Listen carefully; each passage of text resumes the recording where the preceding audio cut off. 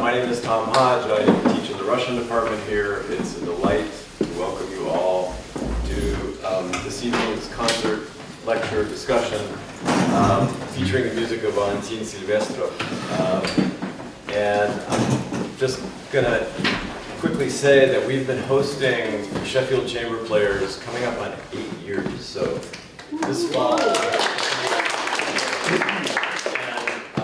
on an annual basis, and every single concert and discussion has been a real treat. So I think you're really going to enjoy hearing this music in the kind of setting that it was designed to be heard in.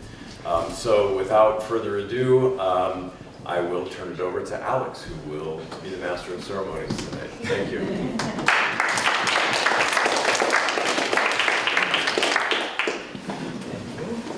Thank you so much, Tom. 8 years. Can you believe it? Yeah.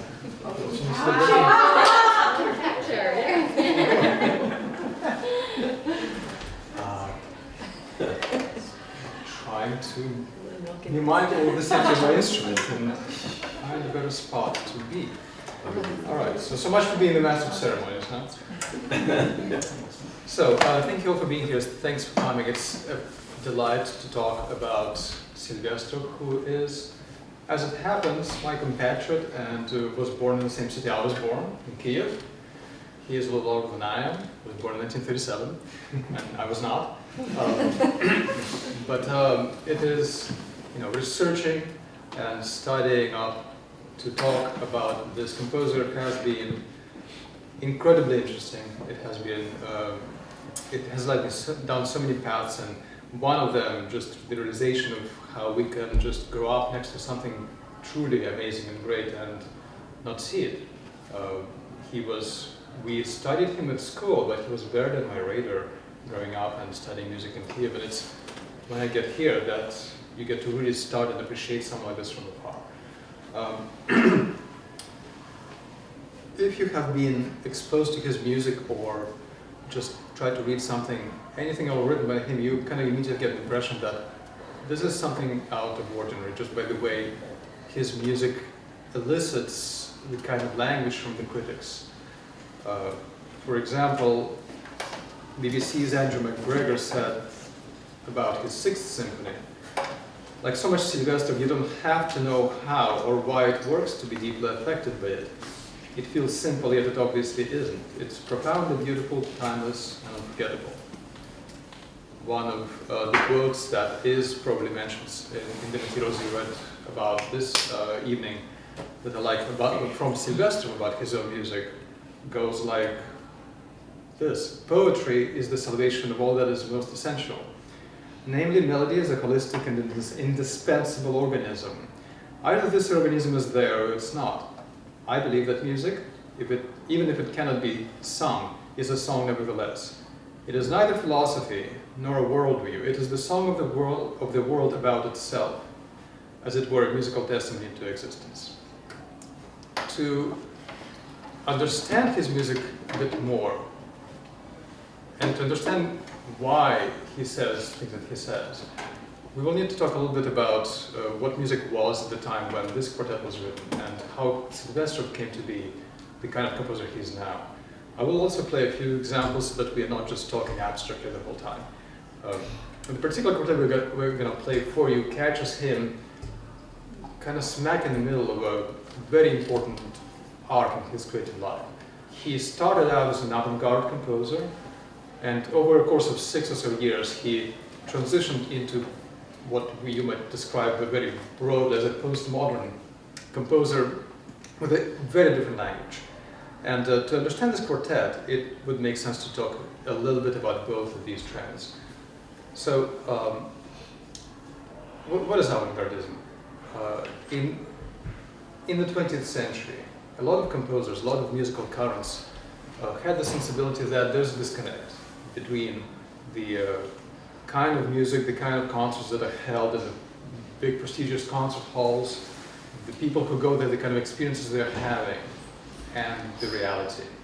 The traditional sounding music by those dimensions of Brahms and Strauss that was pleasing to the ears, it was understood to kind of lull people into a sense of comfort and fed their need to be comforted and to be assured and all such nice things. However, the reality for those people lay in the industrialization. It lay in the shocking events of the beginning of the century.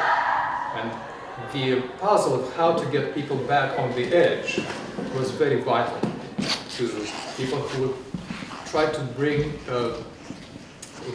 to bring relevance back to music. So avant-gardism was understood to be an approach where you would deliberately make the audience uncomfortable as a matter of pursuing artistic objective, because it is in that state that they understood that they were now fulfilling the meaning of music or the art, whatever it might be. Silvestrov just continues being a very productive source of quotation, and he has one on modernism, where he says modernism is when inert forms like sonata and symphony had to be pinched in such a way that even the content waltz would howl. This feeling of wrongness helps obsolete forms come to life, but when this happens, you start feeling nostalgic about that rightness, when no one pinched those poor forms or hit them over the head with a hammer. And applied to avant-gardism, the pinched were not only the forms, it was you, the audience, who was supposed to be pinched so you howl. And the music of that era was moving in that direction through introducing a lot of dissonance, a lot of destructive forces that would confront the conventions of the music of the time.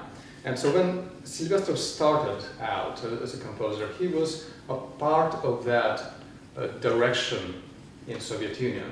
The direction that did exist in the 20s and 30s, but was interrupted by Stalin, who in the 30s decided that the music has to be regulated, and all of these compositional trends, which were very powerful, very interesting, were essentially annihilated in favor of creating a style of state-sanctioned music that had to be appealed to the masses and be politically correct and so on and so forth, all these things that Shostakovich fought against. Once Stalin died and Khrushchev brought the what's known as Khrushchev's thaw, these underground trends started coming back. And Silvestrov in the 60s was one such composer in these trends. So this is where we start being a bit abstract, and I would like to play you an early piece by Silvestrov. It's a string quartet, and it's I know we're about to play the first string quartet. This is 0.5, 0.5. It's called the Quartetto Piccolo, and the whole thing is about 6 minutes long. And yet, even though each movement is about a minute or even less, it behaves like a normal quartet, except it sounds nothing like it.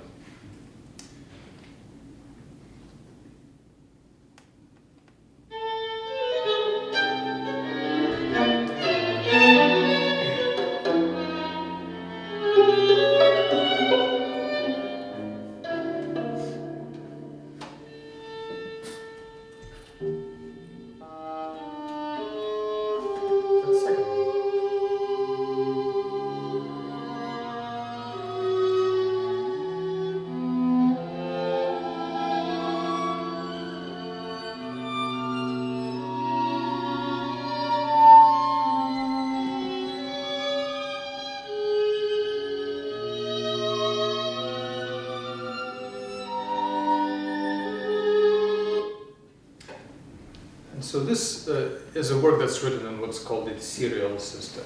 He is not being tonal at all. It's an alternative system that was brought in to replace the tonality. And so just as some of the composers were pursuing the avant-gardism to get to what's essential in art, there was at the same time the current was going on towards reductionism, which is when you try to take away things that don't belong to get to things that are essential in art. Right? It's in visual art, you get paintings that become two-dimensional.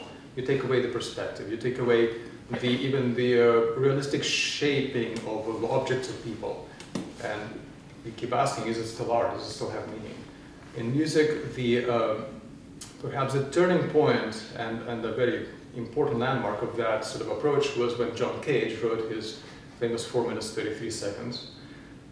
It's a piece that is still butt of many jokes in musician circles, but all kidding aside, he thought that was his most important creation. The idea was that, you know, what makes music music, right? So is it the note, is it the performer? These conversations kept going on. And so the idea of the 4 minutes 33 seconds, which is a work, that is actually 3 movements. And the only contribution of the composer to that work is the timing. So when you open the score, it just tells you how much time each movement has to take. And the performer comes on stage, be it the pianist or someone else. The pianist would open the piano, set a timer, and wait. And this would go on for the total of 4 minutes 33 seconds. Complete silence with the audience in the hall, sometimes the big room. John Cage's idea was that the noises created by the audience, the rustling, the breathing, the noises created by the performer, they all are part of the music. They all create, you know, an essential element of music, and he wanted to explore that. However, as people sat there, another perhaps an unanticipated thing happened, is that you would not just be aware of the noises that your neighbors make. People start hearing things, start hearing music in their heads. You sit in this environment and you expect music to come, and then your mind started creating one. And that perhaps could be described as the premise of postmodernism. So the composers of postmodernism, you know, they would reject the notion that we share reality. You know, the basis of creating an artwork that would then be brought forth into life by musicians, and everybody would get it if it's well written. Everybody would experience what you experience or what you want them to experience through that. That, in view of composers that came after, in the second half of the century, was completely unacceptable. It was completely a no-go. After the events of the First and Second World Wars, it was really hard to talk about shared reality and explain how it was possible to arrive to a place where millions were murdered. After the Second World War and after, you know, one of the consequences of the Stalinization was the admission of the millions that perished in the concentration camp, were shot by Stalin. So the artists that came on the scene in the 60s and the 70s, artists like Silvestrov, who transitioned into his form of postmodernism, started to view human mind, human imagination, as a part of the instrument that they're using to create their music. And that could take different forms. Before we talk about how Silvestrov approached this little puzzle, we could talk about someone who is much more familiar to the Western circles, which is Alfred Schnittke. He is a household name by now, and his music was music we actually kind of grew up with in the 90s. In Ukraine, you would hear his music a lot. I was a big fan of his viol concerto for a while. And I still am. And when I played it to my mom, I just didn't listen to it in a while. And when I played it to my mom, I remember in the late 90s, her reaction was very simple, but I knew exactly what she was talking about right away. She just said, "This music is like our life." And what was amazing about Schnittke is that you did not need to expand on that to understand what she is talking about. Schnittke's approach to music was that of mixing life and music. He was, at least according to Silvestrov, he would create a funeral march mixing together the reality and the musical, the artistic and the outside. And so his artistic approach was to conceive of an ideal and take us through the painful and brutal process of shattering it, and then show the picking up of the sorrowful, maybe nostalgic picking up the broken pieces. It was a mindset of a deep trauma, of reflection, of looking inward, looking in the past, looking through the prism of perception. So he would use music that was obviously not avant-garde anymore. He would write music that would sound like a Mozart, for example. But here where it becomes the postmodern part is that he would not intend for this music to do the job that it is originally designed to do. So you were not supposed to feel happy listening to that. It was supposed to invoke in you the image of something precious and something delicate, as some sort of a pretty soundbox that opens and plays music of Mozart. And clashing that with styles of avant-garde, clashing that with certain techniques, he would almost create a theatrical scene. Let me play you the second movement of the viola concerto I mentioned before, where he actually gets us through that process, this signature process of Schnittkean destruction.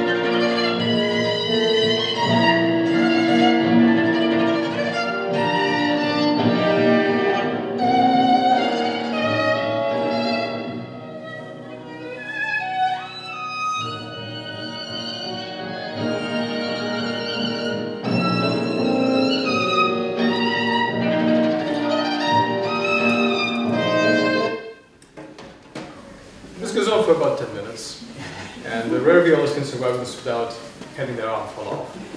And you know, you can be assured that this is deliberate, that this workout, that this brutality exerted on the performer is part of the theater, is a part of creating the spectacle that he wants you to create. Later on, there's a harpsichord brought into the mix, which adds yet another layer of antiquity, and putting something as fragile as harpsichord into the modern orchestra is an image of its own. The idea of the shock of brutality is something that Schnittke embraced wholeheartedly.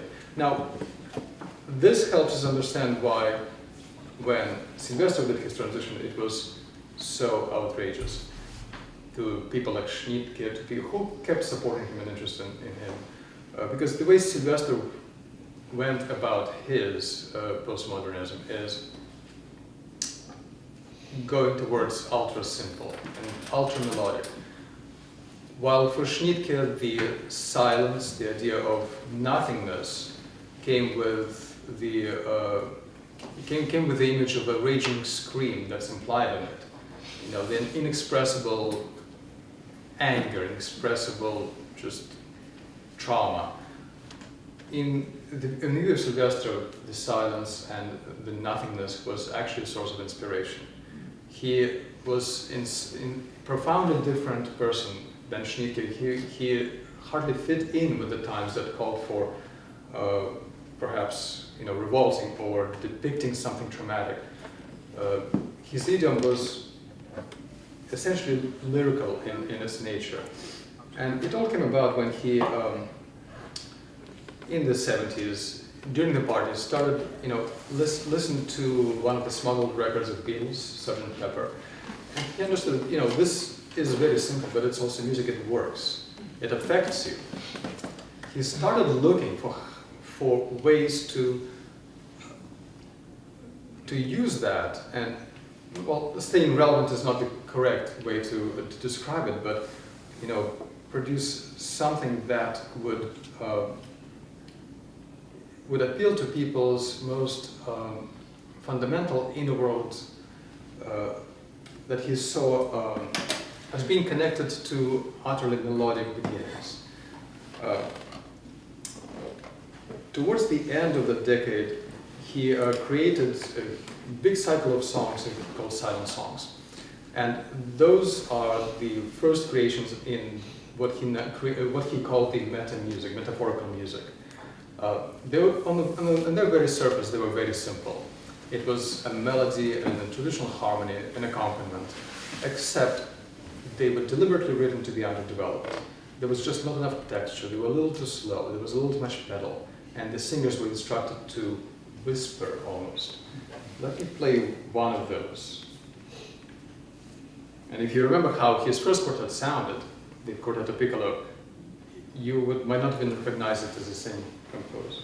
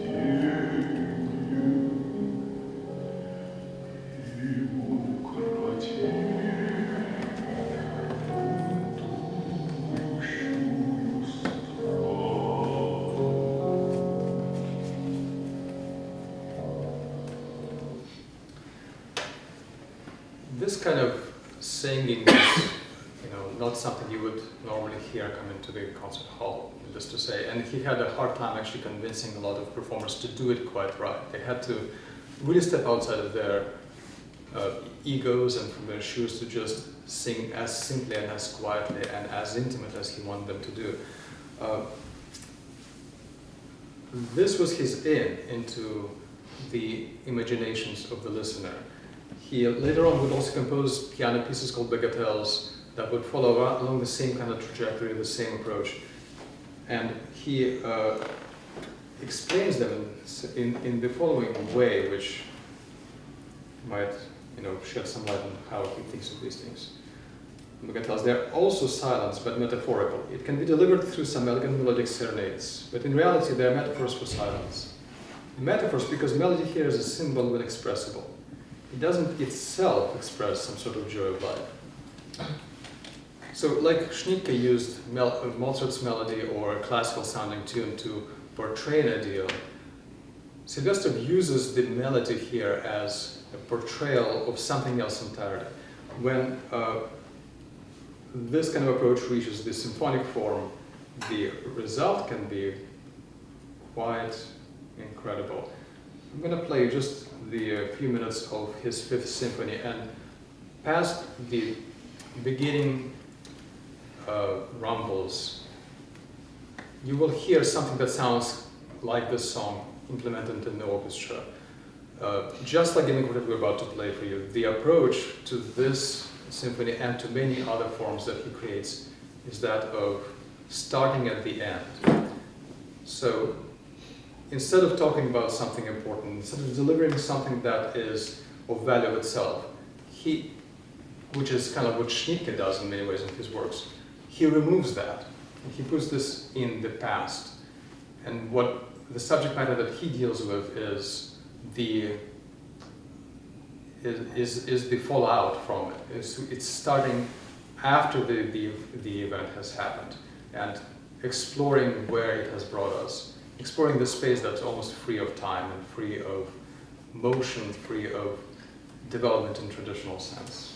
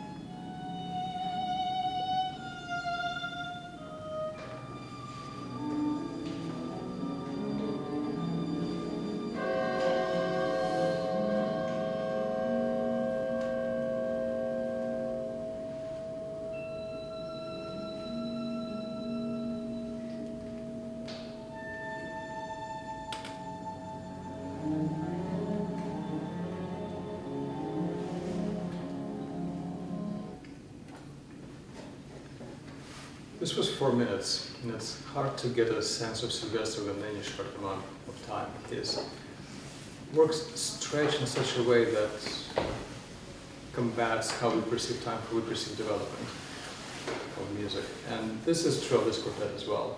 Just like the symphony you heard, it will start from a moment that seems to be taken from out of time. It's music that's tonal, it's music that sounds pleasant and familiar to the ears. And what follows could be exploring the beginnings of this music, it could be exploring the ends of it. He seems to want to find a language that is a meta language, that in his understanding, the language that appeals universally to everyone and does not belong to any particular genre or style of composition. I'm sure we'll have a lot of questions to answer, but for now we'll proceed with playing the quartet and arpeggio.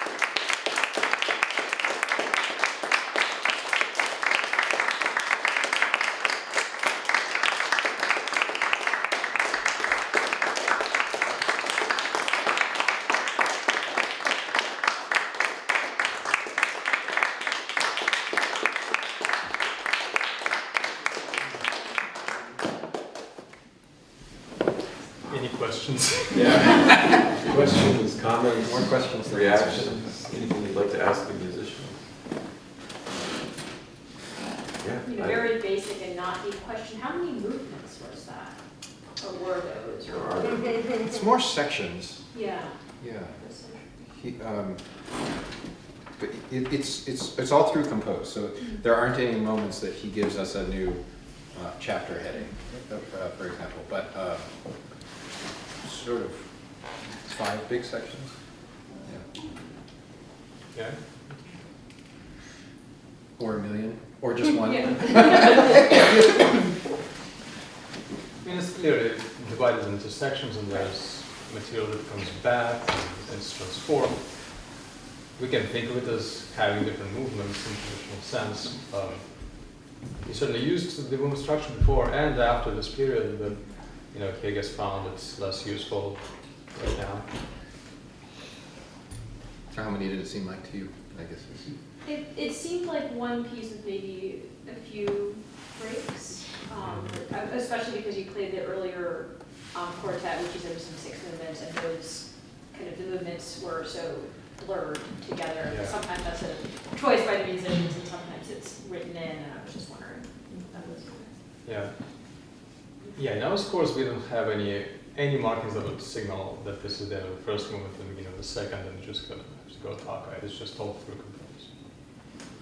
But he does ask for silence in several moments, and sometimes a slightly uncomfortable amount of silence for it to not be a separate movement, which I think is also very deliberate. right, because you kept going through, but it was like there was some sort of not actual break because you continue, but Yeah.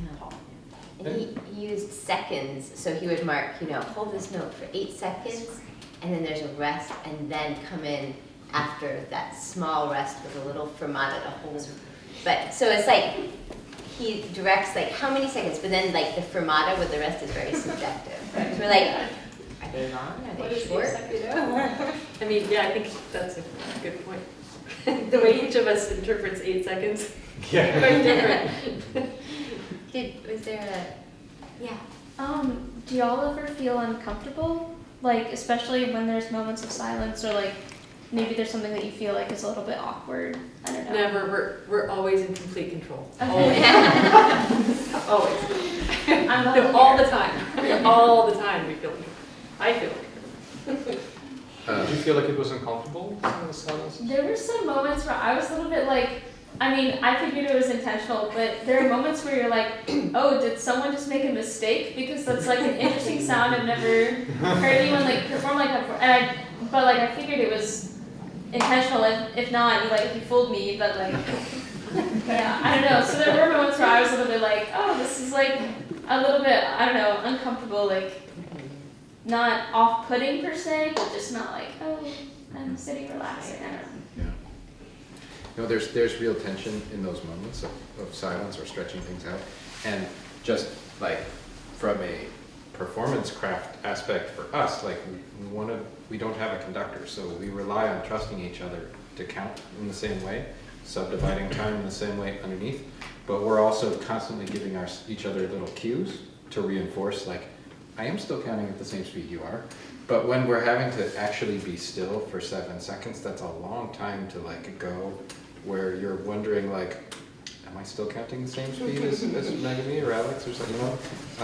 So it is uncomfortable for us that when we jump back in, are we gonna like, it's a trust exercise. I'll say too that for me, when I felt a little uncomfortable playing this, because this is the first time we've played it for a real audience, and I was like, sitting there holding a note, like, I'm like, I wonder what they think.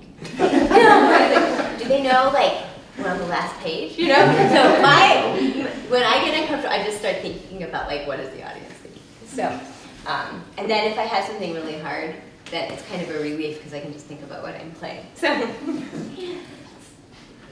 Thank you. So can you guys talk a little bit about the sonic effects? I mean, so everybody's muted from the beginning for about the first 15 minutes or something. It's a long time. The whole piece And- is and 15. it is a long- It feels like 15. Or maybe it's not that long, but yeah, I mean, and so to me, as a listener, it sounds kind of compressed or suppressed or muffled or contained. And then there's like 5 minutes there where all the mutes come off, and then suddenly everything's brighter. And then before the end, mutes go back on again. And so I'm just kind of wondering how you guys feel about why the muting and what it does, and why does it get applied and then taken off at the times it does. And then just some of the other interesting sound effects, like that, whatever you were doing, Sasha, at the very end, like, I don't even know what that's called, and how does he, like, You want to come over and look. Yeah, I mean, I can read you the instruction on, and what language does he put, is it in Italian? Well, this is in short edition, it's in German and and then English. translated. This is all translated. Okay. So it says, the instruction is, lift the finger slightly to produce an intermittent noise reminiscent of a breath of air. Fast vibrato, irregular both as regards tempo and interval, from a quarter tone to a major second. The fingers should exert slightly greater pressure on the string than in the case of harmonics.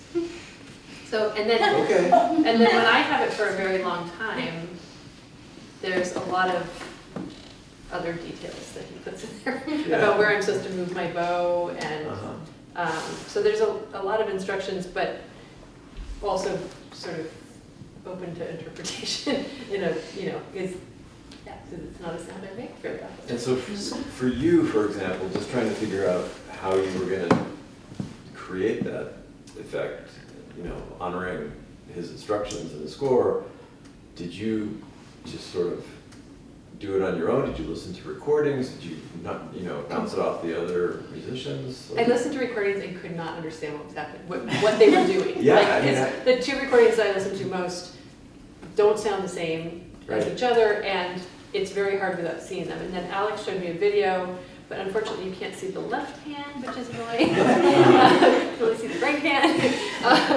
And there's all these left hand instructions, so I'm still playing with it. And my colleagues, and Maggie has the same thing earlier, but not for as long. Okay. So he gives you a little preview, but it's not as dramatic. It was amazing. I've never heard anything quite like that. I was trying to go for something windy and breath-like. That's what I was hoping for. So, Well, according to his own sort of testaments, that he aims to have the effect that as if once you finish listening to something, as if a breeze went through and changed you. Like transformed by some sort of a breeze coming from the music. And this idea of the wind, of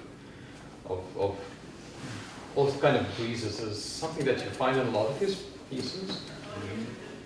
And in general, the whole thing seems to be the whole idea of the muting and the effects seems to dwell in not like in the concrete realm, but of imagination or memories. So this whole first section when we play with mutes on, it sounds more like someone is trying to remember the tune rather than someone actually playing the tune for you, which is something that he would like to play, but like he would like to kind of mess with your imagination, that invoke your own memories and your own ways to connect to music through that. especially the way he has this, the melody is not in one line, but it's, he's passing notes. Yeah, you're So to constantly me, I think confused by that adds to that feeling of, is that it? Wait, I don't know. Wait, how does it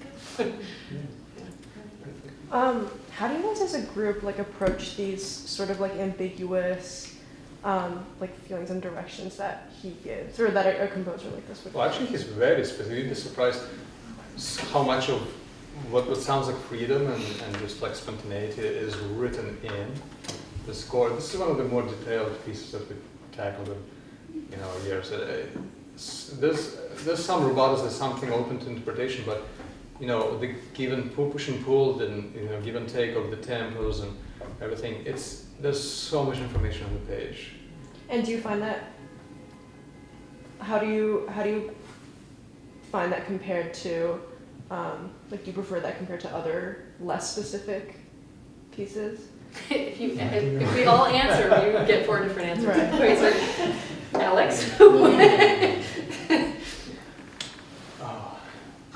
I was thankful for that, honestly, because if you write a piece that relies so much on sounding like it's created out of thin air in front of you, you're going to get incredibly different performances, and it's, you know, the effects are built on very fragile substances, you know, so it matters exactly how long is the pause of that sustained note, and that's so counterintuitive. We're all so uncomfortable with long silences naturally, but that's where he actually wants.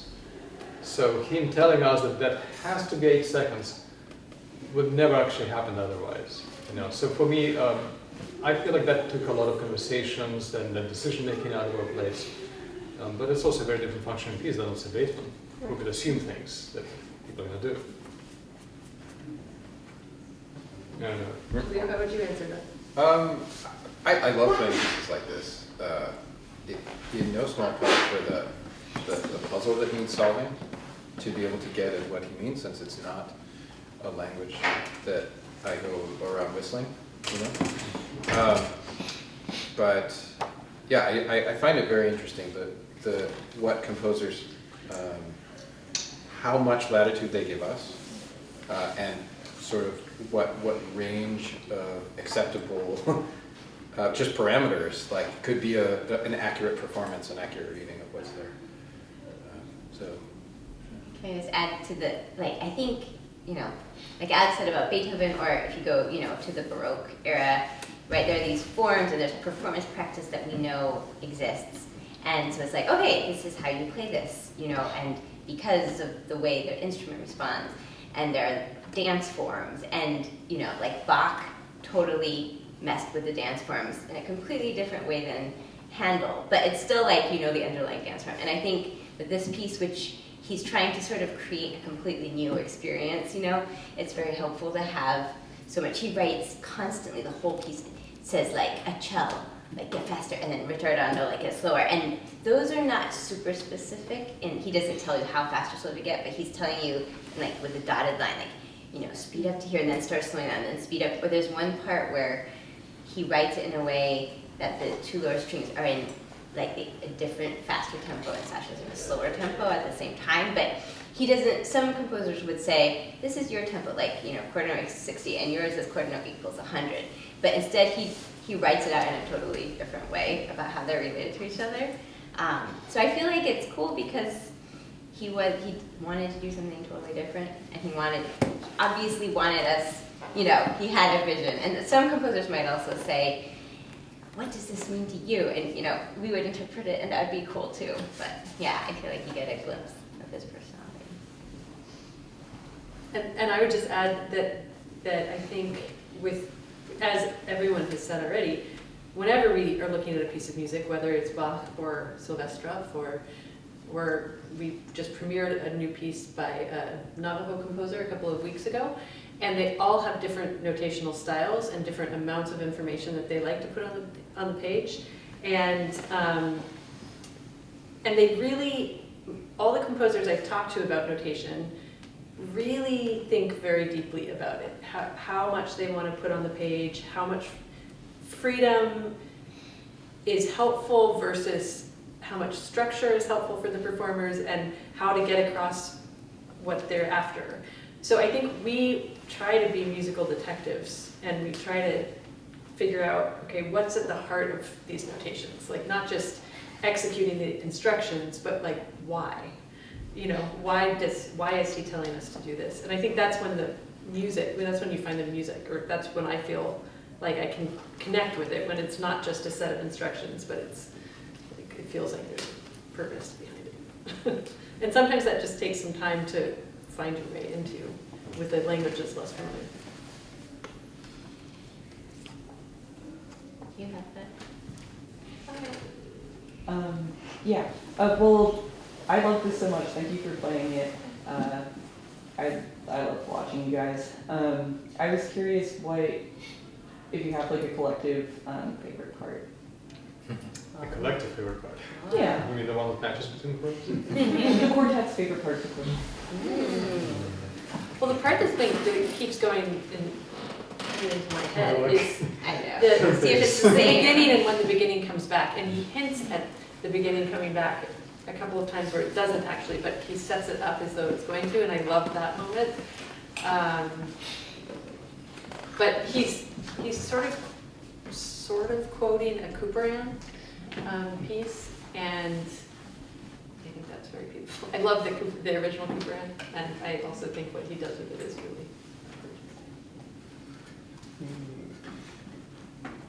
I think the moment that the mute comes on, it takes us, the mutes do so much to suppress qualities of our sound, but then when it comes off, there's suddenly this, like, it's like, maybe watching, what's wrong? Like watching a movie where it's suddenly it's black and white and it goes into color or something. Like you suddenly come out of a dream sequence and it's real life or something. And to Tom's question, like maybe 10 minutes ago that we didn't quite answer, like when we have the mutes on, he gives us even more instructions for playing over the fingerboard and using our bows in ways that, with the combination of the mutes and how he tells us to use our bows, there's like very little high partial in the sound. It's very subdued and fundamental sound, and then as soon as the mutes start coming off, we get a lot of this stuff, like bright, brilliant, like kind of shocking colors. I just love the juxtaposition of the two, like the way it sort of flows out of the dream and into something kind of shocking and modern. Well, yeah, so I don't think we have a group spot. I mean, I like both of those spots too. Do you have a group? I kind of, I like the part where the three of you are playing and I'm just listening and you're in the two different tempi. And like, it's like, I like it because it makes me feel like, parallel universes exist, so. I also love your big extended duo with the da da da da da da da. Like it's so timeless, like it's outside of time. And we're counting so hard. I was actually going to bring that one up too. I was between that one and the one in the very beginning when the beautiful theme is restated, but this time Megamic has the eternal medismos over it. Yeah. I think that was really cool. But yeah, the timeless piece is just uncomfortably long, and it's like nothing is happening in it, and it's once you kind of get over that, you just start meditating with it, and you kind of it's a completely different mind space than I'm used to when I'm listening to like normal music. So I actually like it. So this spring, when you guys are playing together, what are you going to pair this with? What's going to go? Very, very different. Are you ready for this? We will start with these incredible arrangements of folk songs from Mali, from Africa. They're clapping songs from this composer named Diabate, who comes from a long line of musicians from these villages where the signature is this clapping music, and it's been arranged for string quartet. And then we'll play this piece, and then we'll play a quintet for string quartet plus an extra viola by Dvorak. So he's very famous for his Dvorak American quartet, but he also wrote this quintet the same year that he spent in America, and it's every bit as good, but in very uncomfortable keys, so it doesn't get performed quite as often. But it's a great piece. But we say difficult keys, bring it on. Yeah.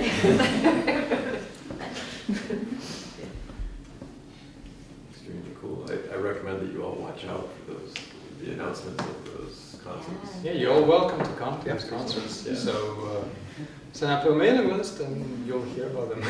Yeah. And you can hear how it evolves, because I mean, this is one of the things to me, not just about this piece, but about live music in general, is that no matter how much the composer notates, it's never the same twice. So, to me, there's certain areas of life that really invite you to be in that moment, and music is one of them. Food and wine, and there's a few others, but music is definitely one of them. So. Any more comments, questions? Okay, join me in thanking our musicians.